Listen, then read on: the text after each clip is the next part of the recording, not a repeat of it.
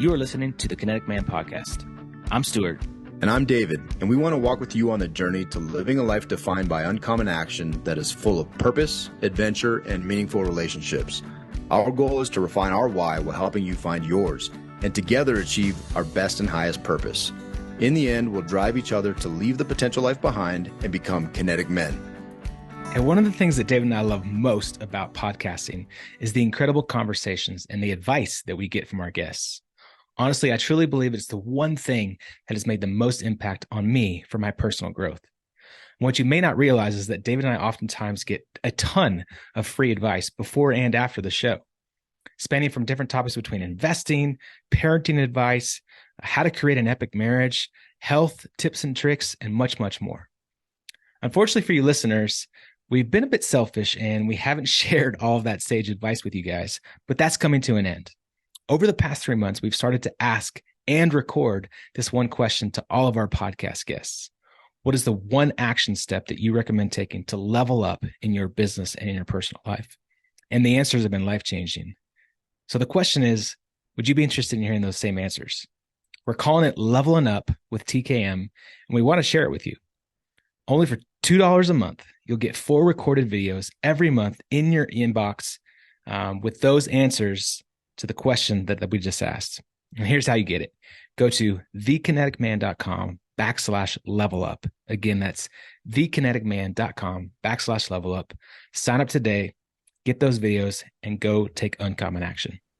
Hey, so I'm super excited. Well, I'm excited. See, Stu tried to jump in, but I want to make sure I want to make sure I intro this. So I'm excited, but I'm equal parts shocked, right, Kevin? And here's the thing. One, I'm super excited because DadVoted, awesome book. I've got this thing all dog-eared up and notes, and I destroyed it. But so much rich content in there. But also, you and Stu spoke to set this up, and I'm actually shocked that after speaking to Stu, that you agreed to come on the show. Like, I'm curious. I'm intrigued how that could happen. It was a low moment for a first-time author, I guess. I'm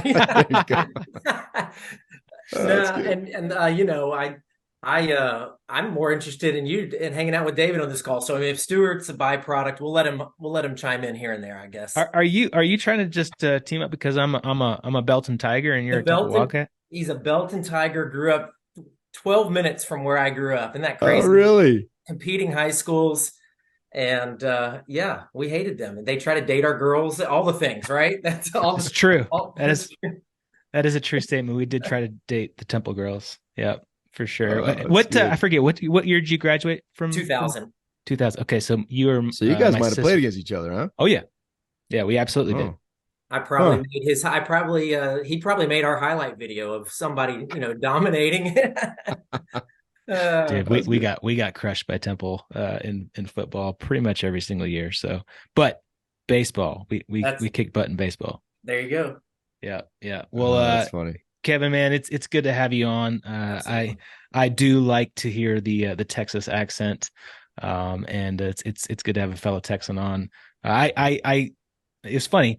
My mom actually got me some socks for my birthday, and they were Texas socks. There you go. And I said to my mom, I was like, Mom, I live in Colorado now. We're Coloradans. And she's like, no, honey, you will always be a Texan. And so she had to remind me of that identity. But hey, let's get into it, man. Give us a little bit of background about who you are, what you do, and what's this whole DadVoted thing all about? Yeah, man, love it. Well, first of all, my 2 boys were born in California soil, and so they've used that against me before and made the comment. But I'm like, no, you're Texans, and 2 bleach blonde boys, man. I love your boys. I love your boys. Where in California? So it's strong. That's a good rivalry, and I would say that I'm 100% on the California side of that rivalry. There you go. I had a stint right out of school and spent about 9-10 years in California, a year in Arizona, and then the balance in Sacramento. Cover that whole market. But yeah, so we're in the Houston area. So my wife Keely and we met at our freshman year at Baylor. And I grew up in Central Texas. She grew up in the suburbs of Houston. And right out of school, we hightailed it out. I spent a year in Phoenix and then the balance in California, and really 9 years or so, and really have been in the flooring business, been a business guy, 19 going on 20 years, man, if you can believe that, of running different businesses in the flooring space. Today, I'm the general manager of a company, was a family-owned business as of a few months ago, got bought out by a division of Home Depot. So we've seen some crazy things happen. And so businessman by trade, run a crazy construction business, small, high transaction, multifamily apartments is what I do. And by day, but my family, my wife and I married 17, 18 years now, and 2 boys. I got a teenager in the house as of last week. So that's huge. And his name is Keaton. And then Court is a 10-year-old, 2 complete opposite kids, which is awesome. One is acting and art, and the other is 100%. If it's got a ball, he's playing the sport. And then they dabble in swim to keep him in shape. But we're in the throes of life. I mean, it's my wife she was working in preschool capacity through our church. She's now going back to get her master's. She's got a calling to counsel people. And so she's been running and gunning in that area. And like I said, my day job is that I run a business, but I woke up, I mean, I'll dive into the meat of it. I woke up in the middle of the pandemic and had this calling I woke up in the middle of the pandemic in May, and I felt the Lord tell me I'm going to show up big this year. And I'm going, how? Right? How can you show up big? My business is down 30%. I just laid off 30% of my staff. My income's down this year. I'm working. I'm not near my team. We're drinking every night on the street. It's a frat party. How can you show up big? But during that time, my quiet time was still rich. And I went back and started looking at journal entries, and I saw the Lord showed up every time through a life change, through a new kid, through moving from California to Texas. And I just had that sense of like, wow, I got a lot of things to teach my boys. Time's ticking, right? At the time, a couple to 3 years ago, we had a 10-year-old and a 7-year-old. So I'm going, okay, I got 8 more years to teach practical things, foundational things, spiritual things to my boys. And I'm running behind. And I told my wife, I said, look, I'm writing a bunch of stuff and this could become a book, but who writes books? I mean, I'm not an author. I'm a flooring guy, right? I'm a business guy. And she said, well, just keep pressing in. So fast forward through the year, we get to December, and I wake up kind of at a frantic. I said, Keely, it's December 1st. The Lord says he's going to show up. So I believe he's going to show up. So I'm going to fast for 10 days from alcohol. Alcohol was kind of what was holding me back, was the one thing I would think of if anything was ever bringing me down. It was always reverted back to guilt and shame regarding alcohol. And so I fast for 10 days, nothing happens. We go another 10 days. I've continued fasting, and we go to a wedding. And first big venue, you almost have to put yourself back into that mindset of like 150 people, tables packed, some people cautious, a lot of Texans not very cautious. But we got in, and we sit at this table, and dinner's happening. And it's one other couple. It's a Nigerian couple, full headdress, very COVID conscious, eating under their mask. They wouldn't, hard to understand. And every table's packed, loud music. My wife and I, this is weird. And so we finally break the ice, and we get to the end of the dinner, and the lady looks at me and she goes, you're going to write a book, and it's going to impact the kingdom. And I looked at my wife and I said, is that the Lord showing up big? You got to remember, this is somebody who writes books, right? And so that was the very, very start journey of my calling to write. Now the journey to DadVoted took place over about 1.5 years of a lot of disobedience and a lot of fighting 1 foot in the world, 1 foot all in with Jesus. And that was really, really my struggle, was living to please people, living to please the Lord. 1 foot in the world, 1 foot all in for Christ. And went on this fabulous journey of 1.5 years of doing 10 months of doing nothing, complete disobedience. My kids calling me out on it. I got kind of cool. Like, hey, Dad, where are we at in the book? And I'm going, I haven't even started the book. A lot of thoughts and going through the process. And I know y'all got a lot of questions, but just to kind of filter through the meat of the story here, I had a couple more divine appointments where I called old mentor of mine, said, Bob, I'm a mess. My career stinks right now, toxic leadership in place, and I've got this calling. And he texted me back immediately. Hadn't seen him in 4 or 5 years. He said, "I'll be at your church tomorrow." We already had plans to come. So divine appointment number 2, divine appointment 1 at the Nigerian couple. Divine appointment 2, Bob. Divine appointment 3 happened at my office, where an employee knows my calling and says, "Kevin, you know your calling and your purpose, and you're being disobedient. Do you know how many people, even believers, will walk this whole face of this earth and never even know their purpose? What is holding you back?"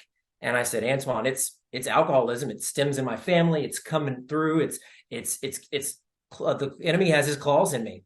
He said, "You've got to end it."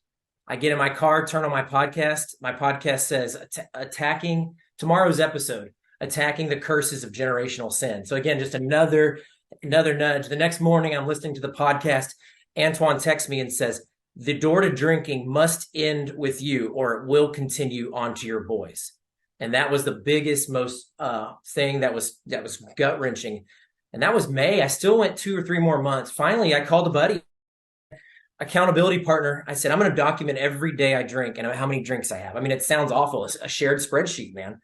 But I literally wrote in the spreadsheet every day, and he would report back to me. And it was awful. It was awful to see it on paper. And I checked into a faith-based recovery program, 12-step program, on August 22nd. And I think we're sitting at 458 days, man, today, of clean, sober, and just this pure trajectory that's changed the course of my family and my life. And the final piece to that, which is where DadVoted was created, is I started writing, and I had about 10% of a manuscript when I started that faith-based recovery program. And it was good. I said, "Man, this is good." But when do you write? When you're drinking at night and you're hungover in the morning, and I'm answering the bell, still running a high-powered business. Nobody knows that I have this secret other than my wife. And the Lord told me to wait. I said, "Okay, I can wait." On day 40 of sobriety, he gives me the word DadVoted. And I said, "DadVoted? What does that mean? DadVoted, developing devoted dads." I'm like, huh. So I Google it 3 days later. I was scared to death, and domain pops up, buy the domain. A week later, boom, I'm meeting with a trademark lawyer. I'm trademarking it. 4 months later, we have a finished book, finished manuscript to the publisher. 4 more months later, we have a book, and that's DadVoted. And man, the last piece to this is what's so cool is I just was trying to get the name of a book. And the Lord said, "I'm not going to give you the name of a book. I'm going to give you your mission. I'm going to give you a movement. I'm going to give you a ministry, however you want to call it." And now we're off and running with DadVoted, man. So I know that's a crazy long drawn out story to get you from A to B, but that's how the creation of DadVoted came to be. I love that, man. That is, because your book doesn't necessarily go into all the backstory that you just gave us unnecessarily. So I love that. And I think it's, it's a journey of faith. And we just were talking, I just told you we were talking to another author. And one of the things he said before he got off, he talked about pruning, and things have to go away. Yes. And in order for things to come, to come to fruition and to really see the true fruit. And the idea of something so big, not only so big as drinking and what a power and a stronghold it had on you, but the generational impact as a dad and the example, and ideally breaking that for your kids, and they see you walk through that, and you're obviously very honest with them, I'm sure, with that aspect of your life as well. Man, what an equipping of the future Goodnight line, man. That's incredible. So kudos to you. And also thank God that you did write it, right? That you did put this book out. And you said in the book, I think you mentioned you have 2 more in draft. Is that true? Yeah, I've got so I end the book on a concept about legacy, and that now is stemming to its own book. It started as a keynote, and the more I give the keynote, the more I build into it. So I'm writing book number 2. I'm about a third of the way through the manuscript right now, and you talk about bearing fruit. I'm reading right now about pruning, man, because I was in that stage of discipline. Being disciplined, going from that journey of finding my calling, walking in my calling, and then now I'm in a state of pruning, and that's part of that abiding, the vine, the fruit. And pruning is a part of, it's more discomfort than discipline, and it's so that you can bear more fruit. So right now, and it's so cool. I kind of my process, and I write about this in the new book, it's a shift, and shift matters. I don't know. We can, I'm trying to play on words of different things, but it's a shift from foolish to fullness, and fullness to fruitfulness. And so there's kind of a three-prong approach that I'm working through. And the word fullness jumped out at me the other day in scripture, and it talks about the fullness of Christ, God's fullness of Christ, and then our fullness, and it's being complete or whole. And so it's kind of that foolish to fullness, that you're complete, and then that fullness to fruitfulness. Hard to say. And that's the trajectory I'm on right now. And then just to back up, I, of course, type A driver, like most of us, successful, want to be. I want to see millions of men reached by this. The Lord has told me it's going to be massive, but he didn't tell me when. And the cool thing is one person's been changed, and you're looking at him, and it's changed the trajectory of my kids. And we have those open conversations about my past and the journey and where I failed. And man, our family unit is completely 180 changed at the most prominent time of having a 13-year-old and a 10-year-old to drive them into manhood, man. So it's beautiful, beautiful, beautiful. Hey, Kevin, do you mind going into a little bit more detail on that? Just the change that you've seen and the impact that's been made, on your spouse and on your kids? Yeah. Oh, buddy. It's, that's probably an entire podcast, but no, yeah. I mean, the enemy wants us to live in fear, guilt, and shame. Those are the three main where he gets us. And so I was stuck in that guilt and shame. Every day I'd wake up and say, Lord, make this taste like bile, that I can make this go away. And then at the end of the day, that itch would come and I would scratch it again. And there was always a good day, always a bad day.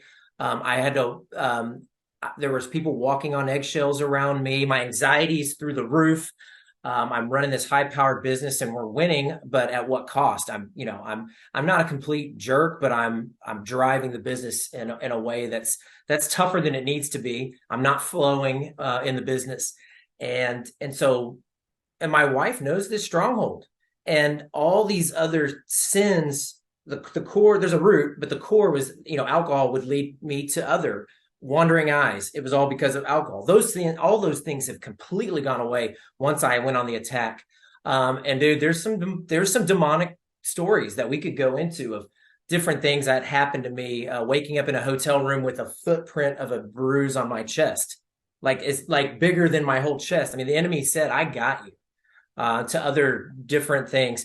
So now, man, I walk in, my house is complete freedom. There's no lies. There's no secrets. There's no condemnation. It is 100%. My boys were on mission together. We now have mission, family values. I mean, we have meaningful conversations. I mean, it's a complete 180. Not to say I wasn't a complete train wreck. I held on just enough with my wife. And I think a lot of men do that, just good enough.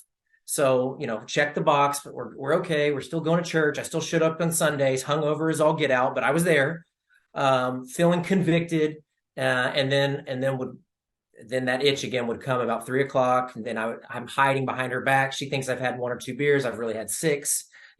So no more lies. So there's layers upon layers upon layers, but there's so much freedom in walking in your purpose, but also living no lies, man. Huge. Yeah, that's incredible. And I agree with you. If the one person that's changed, which it's not one person, right? You have readers, you have people like us that are diving into this, that are literally, you gave an exercise that I'm going to go take my kids to do, the football field, yeah. Right? The football field exercise. I was like just taking notes. I'm like, I'm going to take my kids, and it actually spurred a conversation. My daughter and I were just downstairs last night by ourselves. She was watching the end of a football game, and the conversation, because I was in your book, I read her the section about in the football section, I read her your account of your 4 buddies who smoke pot. Yep. And I was just telling her, because she's 12 and she's in middle school, I'm like, hey, do any of your friends smoke weed? And she's like, no, but they vape. And I'm like, oh, I just read this thing, let me read it to you. And then I've been wanting to really talk to her about sex, Yeah. And from a dad, you know, I wanted to kind of open the doors to that conversation. And that just naturally, I've been thinking about this for weeks. Yeah. And this section of the book and talking about the vaping, talking about smoking weed, and then and I was like, hey, you know what else? You know what else a lot of these kids at your age are doing that are just, you know, it's shocking to me? They're having sex, you know, and the impacts of that in the long, and it just opened the door to such a natural, easy conversation. And so I'm telling you, man, like that was something that I've really been trying to work through for probably about a month.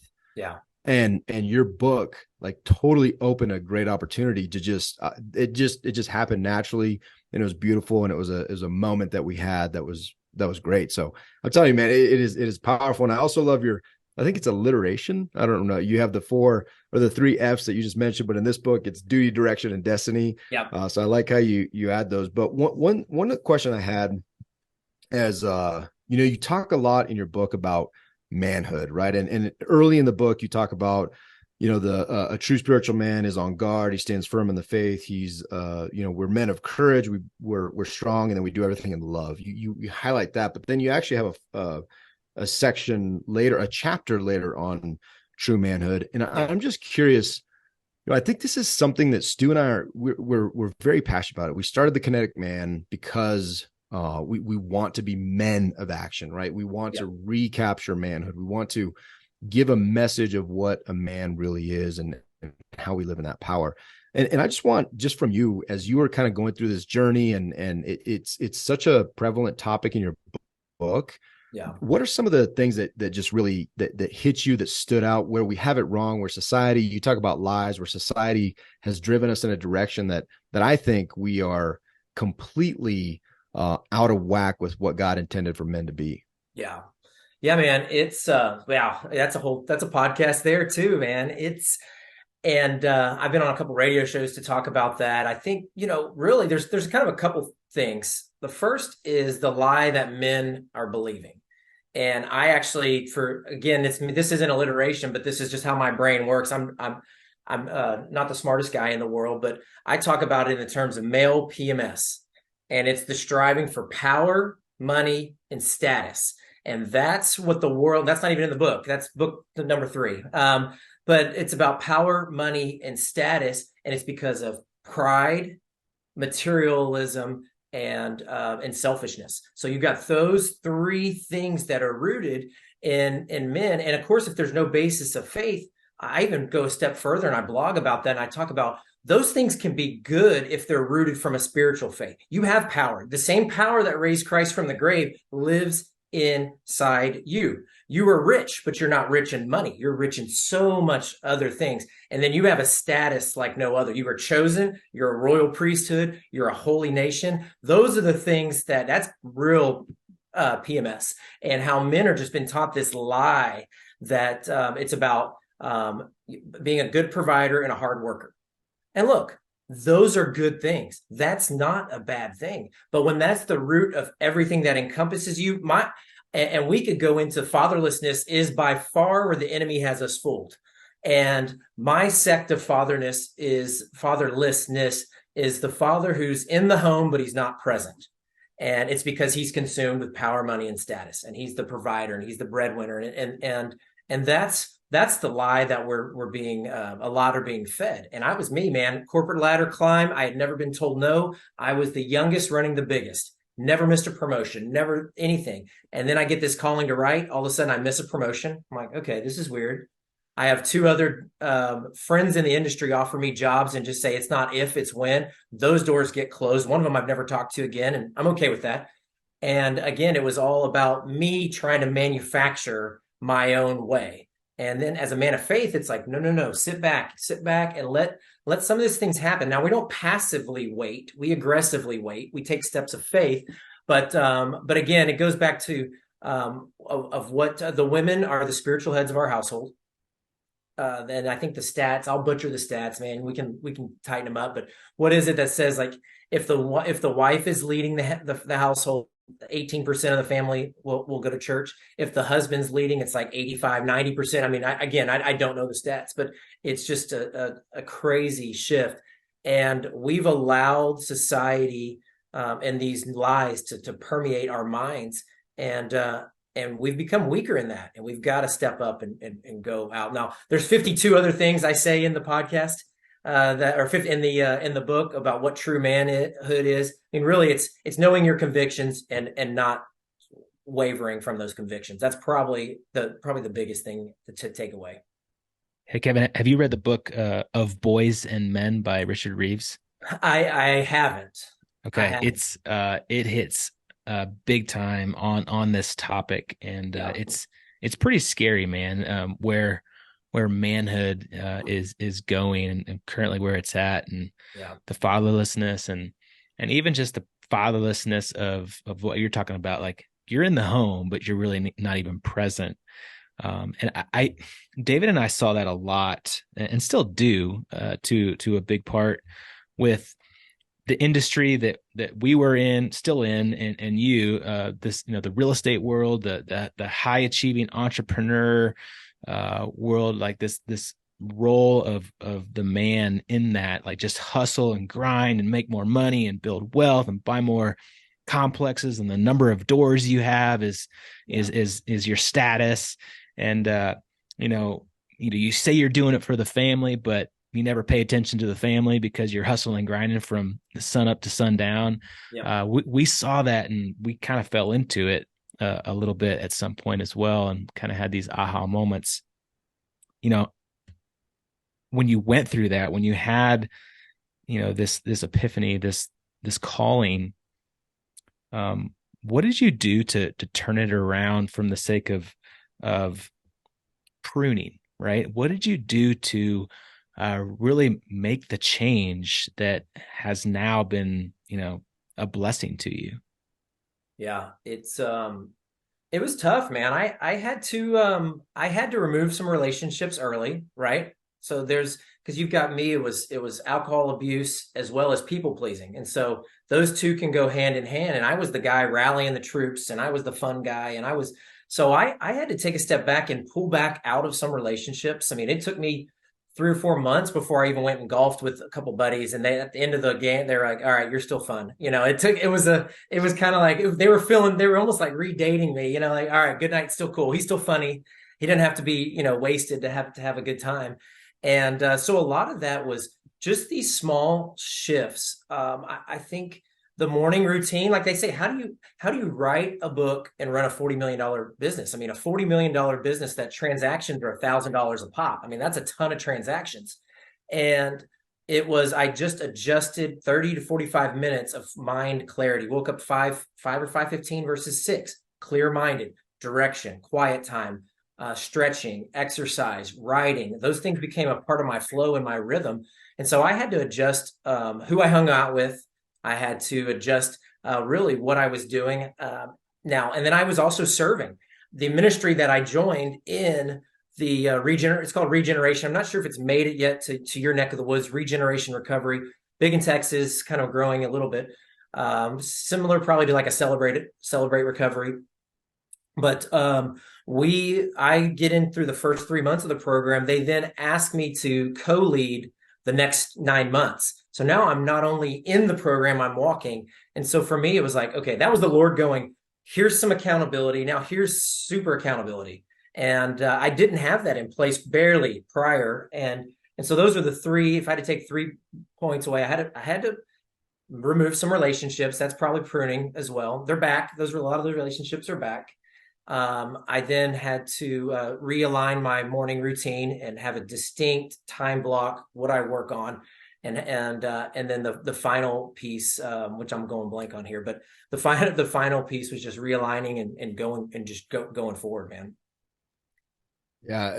I love the practicality of that. And just the, people talk about the power of a morning routine, but I think it's almost cliche at this point because everybody talks about it. But when you really do it, when you really get into it, man, it could be life-changing and just absolutely life-giving, right? Like the fact that for me, like I'm very undisciplined going to bed at night, right? But that impacts what hurts the most as it impacts the next day, and time that is just coveted time for me is just, my time in the Word, my time to, whether it's gain clarity and do the routine that I do in the morning to get the thing started. When I don't do that, man, my day is like, it's just like shot. It's just like, it's just not a great day.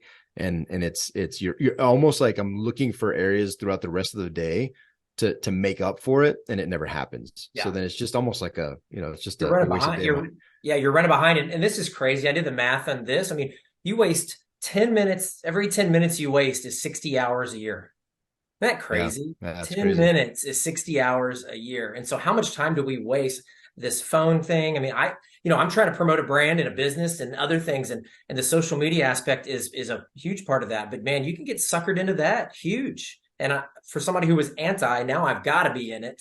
And so, yeah, that last piece was serving. That accountability and serving is huge, man. That's what drives us. So it wasn't like I went out on this crazy new journey. It was just a small tweaks. I knew the right way to do things. I just had to make those small tweaks. And now it's life-giving. And like you said, I'm off if I'm not, if I get off kilter by not 10 or 15 minutes, but if I sleep until 7:30 for some weird reason, I feel backwards, man. It's crazy. Well, if I sleep until 7:30, none of my kids are getting off to school, and there's a lot of other hey, and I want to point out one thing I put in my notes, and I thought it was hilarious because when I open a book, I kind of go through the contents first, and when I saw the name of your chapter, you got to pray just to make it today, I was like, oh, that's MC Hammer. And so I started singing it, but I did not know that song hit number 2 on the billboards, and You Can't Touch This was number 8. I did not realize, like, I learned a life-changing fact in this book. Life-changing. I was thinking I love that song, man. I love that song. I was thinking that comment would have come from your Belton Tiger boy here, but I'll take it, man. No, it's good. It's good. One thing, kind of going back a little bit, what was when you talk about practicality and we talk about something, what was the thing that flipped the switch for you for the drinking? Because I think all of us face, right, like whether it's porn, or you go into the time suck of Netflix, or you have some addiction that you're dealing through. I think we all are just dealing with different phases of addictions to get to be the man that we want to be. But what was the thing, like, what was a very practical thing that helped you get, whether it was, an acknowledgement or something to take action to address that thing that was holding you back? Yeah, it's, I mean, that's a hard one, because it was in the back of my mind forever. Anytime there would be a call at church to fast for some reason, or for a new season, it was always alcohol. I mean, it was that I write about, I think that the title, I call it That One Thing, and how we all have one thing that's holding us back. It was the thing that was holding me back. It was the only route to the other sins.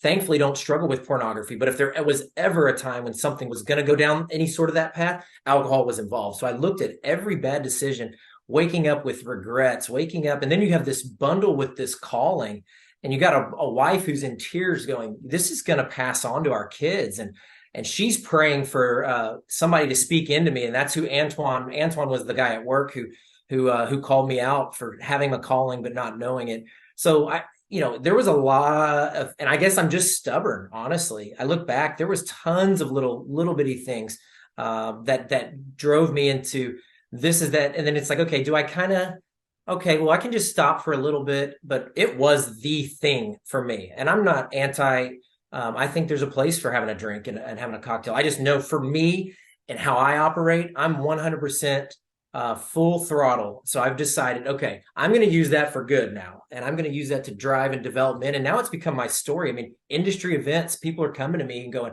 I want to do this. I'm sick of this drinking. I'm sick of this lifestyle. I'm sick of this. And so there's a lot of people, and there's a lot of people also hiding behind their faith, hiding behind just different things. So for Dave, it's hard to put kind of that one thing. It was that condemnation that was completely on me. Then my brother-in-law joins that regeneration program as a leader. That program saved his marriage and from addictions and other strongholds he had. And I just went in, and it was a literally one meeting and done. I went in there and said, I'm in. Where do I start? Where do I sign up? And that's all I needed was that nudge. And I think there's so many of us that are trapped and go, okay, well, this will eventually get old. When my kids do this, or when this happens, or this, then I'll stop doing this. man, and then you look up and there's people who are 60, 70, 80 that are drinking 5 o'clock, 4 o'clock. They got the shakes. And that was the path I was on, man. So for me, drastic times call for drastic measures. Maybe that's a little football analogy for me. And I had to change course and get out of that rut. No, I love it. Thank you for that and your transparency. One thing you said that really resonated too just now is you acknowledge that you're all go. I think self-awareness and knowing, I just had a conversation with my wife the other day. I was like, honey, I am definitely I have an addictive personality, but it's still strange things. Like if I'm like going to commit to like a show, like I have this thing and I'm not a big TV guy, but if I'm going to watch something, I'm going to binge. If I'm going to eat a dessert, I'm going to binge. Like if I'm going to, drinking is not been an issue, but like it's all the bad things, right? Like if I'm going to work out, I don't binge work out, unfortunately, or I don't binge read. But actually I say that, but I was reading a book that was recommended over Thanksgiving break. And I was reading till 2:00 in the morning for like 5 days in a row, just to like, cause it was good, but it's just this strange trait. But having that conversation with my wife, the point of that is, having that conversation with a wife or having a friend that you go to, and you're like, hey man, I have this thing. And just talking about it freed me from some very immediate things that I was doing, at home, whether it's staying up until a lot. Cause that was, while I was reading a book, and that sounds honorable, reading till 2:00 in the morning, it just messes so much stuff up that it's just it's just not where I wanted to be. And the devil's a wily guy, man. He can use good for bad, right? He can, a lot of things could be twisted. So I appreciate you sharing that. Yeah, man. Absolutely. And then even my kids, I have to tone it. I have to pump the brakes. My wife and I just had a conversation today, like, hey, we've got so much good, but like, let's bring it down. Like, let's keep it fun. Right. It's still one of my pillars is that we have a family that laughs.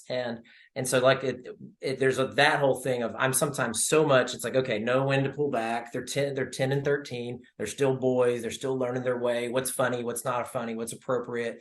A lot of crazy talk at the dinner table. So, but there's a fine line of that. I mean, I want to instill those values, but at what cost? I still want to be approachable, right, to my kids.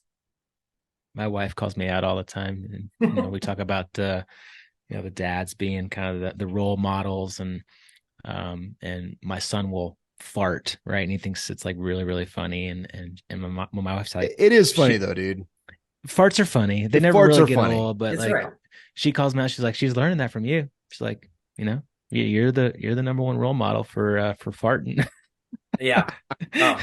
I got many. I'm in such a bad place on some of these things I teach them. Some of these we can't even say on the air. And but the flip side to that is when I have a meltdown, they now use my book against me. They go, hey, what chapter did you write about having a freaking meltdown, Dad? I'm like, nice. Oh no, I'm sorry. Chapter 46. Be careful with the good you do. Be careful with the good you do. They're going to use it against you. That's awesome. Yeah. Hey, and I just want to correct the record. If God created farts. That's right. And so God has a sense of humor. And the other night, a kid came into my bed, and I maybe something happened. And she's like, there's one other of us in this bed that's laughing. It's not me. And I'm like, yeah, but it's hilarious. Anyways. Yeah. My 6-year-old though, like thinks it's so funny that he just like, makes farty noises like all day long, and like, he just thinks that's the most funny thing. And like, you're like, dude, like we're at the dinner table with guests. Like, yeah, that's right. There's a time and a place. There's a time and a place. Yeah, there's a fine line, and I teeter on that line. Huge. Yeah. Was that your question, though, Stu? Was farting your question? That was not the question, but it leads to the question of, so early on in the book, you said the ultimate goal of parenting is to plant seeds of greatness in your kids, water them with truth, and point them to God so He can grow them for His purpose. I love that. I love that so much. And it kind of goes back to that book of Boys and Men. And I think for the longest time, men have specifically seen our role as just provider, right? As hard worker, as money maker. But I think we need to be more of the role of giving truth into our kids, right? What you said, the ultimate goal of parenting is to plant seeds of greatness. And we can't do that as just the provider, as the hard worker, as the hustler, as the grinder. So what for our listeners, like, what do we do, like, to change that idea of just that one role that we play into more of like the role of speaking truth into our children to plant greatness? Like, how do we do that? Yeah. Wow. That was a good quote I wrote there, man. I'm proud of myself for It was that. really good. That man. was good. That was good. I can see it. I can see it in your face too. You're like, oh man, I should write that down. Oh wait, I did. Oh wait, I did write that down. I nailed that one. Yeah. Well, look, we've got an identity crisis at our hands, and it starts with the man. I mean, there's so much stuff, but there's two folds on identity, and we could go for days on identity. And I'm no scholar on it, but you got a primary identity and a secondary identity. Primary identity is that you love the Lord your God with all your heart, your mind, your soul, your strength, blah, blah, blah, blah, blah. That's your primary identity. Your secondary identity is actually what Christ has called you to do with this one life you get to live. So our goal as a parent is to plant those seeds, plant primary identity based on how you live. You're going to have them a spiritual foundation that you build as the father. Second is, how do you speak identity into them, to their secondary identity, based on their creativity, based on their gifts that God's given them, based on that. And it's hard, man, as a snot-nosed 10-year-old, what's their identity? But and that changes and shifts as they grow older. But so much of this, it's the man taking care of himself so he can pour out. And the other thing is, we think we're in so much blinder mode. We're in blinder mode for today, providing for tomorrow. It's how do we shift into a multi-generational legacy, and that what we're doing today is going to impact tomorrow for years and years and years. Because we all know one thing, there's going to be a headstone for all of us one day. It's kind of a day you were born and a day you died. And then there's that dash in the middle, and that's where the impact is made. And so every day it's intentionality. And I don't like to use these as just buzzwords because everybody uses them. But it's showing up intentional with your kids. Look, I wrote a book that has the word dad in it. I am not a perfect dad. I'm still going through. I've been through 3 different trainings this year, family teams. I've been through the World Needs a Father, Bringing Heaven Home training. I'm going through the John Tyson's Intentional Father. I mean, I'm in it, man. And I'm not perfect by any means. My son turned 13 last week. I have not done the football thing that I wrote happening, and then we'll do a rite of passage. So it's really starts with the dad knowing his identity, primary in Christ, secondary for multi-generational impact, and then how does he implement that into his sons and daughters. Yeah, and I want to make one point though, because I think a lot of times, like everything you just said and all the things you're doing as a dad, I think a lot of those things can be very overwhelming, right? I think it can be overwhelming when you look at the scale and the scope as a dad, and how do I oftentimes will find myself in action based on overwhelm. But I'll tell you, one of the things that you also said that's super encouraging and that was very practical in my life. Yeah, I've not done the football thing with my kids. Well, I just read about it. I never even thought about that. And it's awesome. But I've never done that. But having that in mind enabled that conversation with my daughter, right? Yeah. Like it was a step. And I didn't go out to the football field, and I didn't do all the planning. And that conversation also took place last night. That was last night. Well, right before that, my daughter's at a friend's house. My middle dude was at basketball with my wife, and I was with my youngest. And I'm like, dude, it's just me and him. You know what? It's so simple. Let's just go get some Dairy Queen. Yeah. Just me and my dude. And I called it a daddy's Sunday. As soon as you say daddy date to any of my kids, they're like, daddy date, this is amazing. Where are we going to go? And they start throwing, he got super excited. It was the Dairy Queen's right down the street. And I had a gift card. It cost me nothing. Yeah. So I just took him, and that 45 minutes that we spent together was magical, right? It cost me nothing. And we weren't doing anything anyways.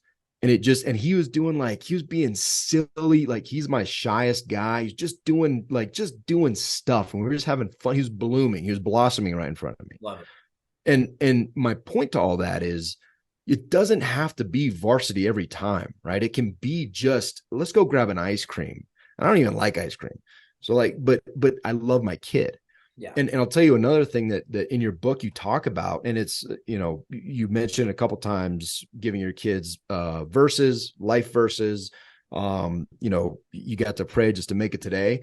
I started, and I don't do it well. And last night, I think I got one of my 3 kids, but I started praying over them individually instead of doing family like prayer. And it's not even 30. It's like, dear Lord, thank you so much that I am Maya's dad, that I'm Noah's dad. Bless them, let them sleep well. Right. Yeah. But dude, I was thinking about that and I'm like, man, my parents never, no fault to my parents, but they never prayed over me. Right. Yeah. And so when you talk about the multi-generational stuff, there are very, very small steps we can take that are huge. They're tiny seeds that turn into mustard trees. Yeah, man. It used to be the dinner prayer was bless this food quick. The nighttime prayer was bless the rest, get them out of here. Now, man, I take it even a step further. I'm like, Lord, I pray that you give them passion for you. Lord, I pray that you give them purpose in their life. I mean, they're 10, he's 13, he's just trying to go to bed and he's worried about something silly. And, but man, I'm praying that crazy, life-changing prayers, dividing the curtain, bringing heaven home. That's the goal. And Lord, use Keaton to glorify your kingdom and do something so crazy that he can't even create it in his own mind. I mean, those are the prayers that helps with their identity and whose they are and who they are and all that stuff as well. So kudos, man. Kudos big time. What I love about your book, man, is and David's alluded to it as well. Like, there's action steps in it. Like there are things in there that like I have on my to-do list. Like I'm creating. I'm gonna like figure out these life verses for my kids, and I'm gonna have them printed out and like give them to them as like a Christmas present, right? Like those are like tactical steps to take, and like there's a huge list of them in your book, and I absolutely love it, man. One of the things that really hit me hard in your book was just this idea of like these being messy, being ordinary, and figuring out your life purpose, even though we're just messy, ordinary human beings, to go serve our God, right? And like how do we figure out that purpose? Like how do we figure out what it really is that we've been called to do? Because I think there's so many people in this world that just never do that, right? Like they're going to be, the real estate investor. They're going to be the flooring, executive, right? Like, how do you figure out like what this calling is? Like, how do you figure out that you have a bigger purpose to go like serve dads, right? Yeah. And here's the biggest thing. There's so much noise, man. The hardest thing is so much noise. We, even believers, there's so much one-sided prayers. We're calling out, even good prayers, man, calling out to the King, the creator of the universe, but then we don't listen, right? There's so much noise. So you got to listen. The Lord told me to wait. So I waited, but I wasn't passively waiting. I was pursuing those things. And then I went through, there's a book called Identity Exchange from Jamie Winship. And Jamie was a guy who came to our church and years ago and spoke, and it's about listening prayer, and it's also about, some people have different things that they've called it, but look, I write about that early in the book, about my son dressing up in women's clothing and how I was freaking out, and I had some people telling me, you got to man him up, and he's a 4-year-old, 3-year-old, right?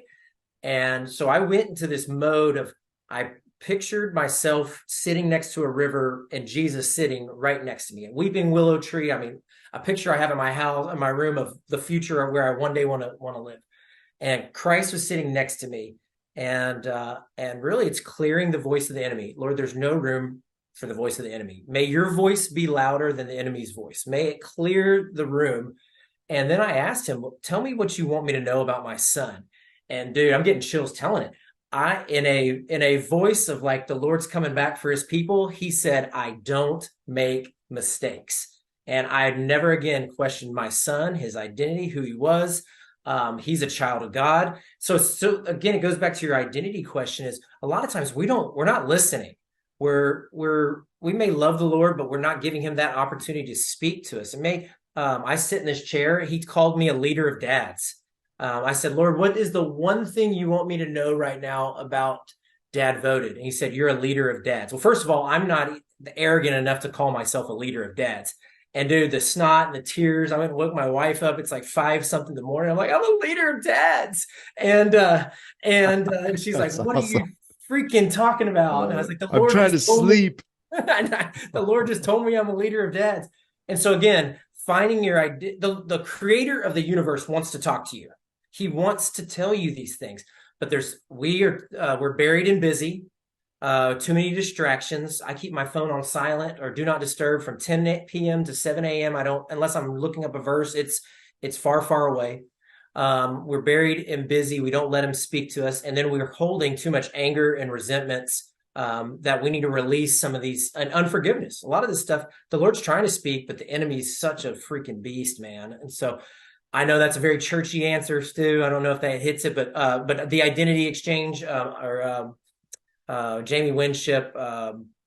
It's called Living Fearless is the book. Sorry, Identity Exchange is his ministry, but it's called Living Fearless. And man, it's a stout read. My wife just read it, and he called her counselor, and so she's going to get her master's. I mean, that helps me make a $30,000 decision. Do I spend $30,000 for a 41-year-old woman to go back to school with already has a Baylor degree? And the Lord calls her counselor. I go, give me the checkbook. Let's do this thing. Those are the things that helps you make those obedient decisions when you know who's speaking to you.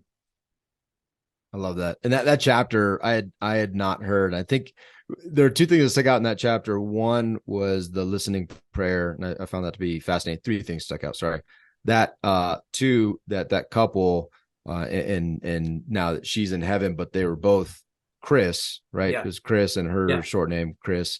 And just the beautiful story that you told about her and her journey and ultimately now being now being at home. And then the third was, I was curious because Stu still oftentimes dresses up as a woman. So but there's still a lot of hope in there. There's a lot of identity that he that we embrace and love about him. You're so funny, dude. You're so funny. I thank you. I appreciate that, and I appreciate you recognizing that about me. I might need a Kinetic Man retreat to see all this. I don't know. Hey man, yeah, we're going to be on a conversation about when the next one is going to be. So love to have you out for one. But hey man, I just looked at the clock and I was like, I'm like, oh my gosh, this time has absolutely flown, and I want to honor your time as well. But dude, I just want to encourage you. I mentioned a couple things, but I know I am by no means the exception to a read of your book that takes action and that does things in the home for, Stu mentioned it too. And the section we talked about the verses, I was like, man, I really I want to put that up in my house. And I think to end your book, you said as for me and my house, we'll serve the Lord. I was like, oh, what a beautiful thing to have plastered on the wall as soon as people walk in. I mean, there's so many things that your book, intentionally or unintentionally, that you are absolutely serving God, that you are absolutely helping men to not only recapture manhood, but the implications that has generationally and for our sons and our daughters. And if we're living our best, fullest man of God life, the impacts that has are huge and they're significant. And so I just want to encourage you to continue writing books, to keep with my prayer is that DadVoted absolutely blows up, and that you are affirmed as a leader of dads, because awesome. it is well earned, and it's a beautiful title. But again, it's a calling, right? It's where Jesus has called you, and what an amazing message, man. Such a great conversation. Thank you.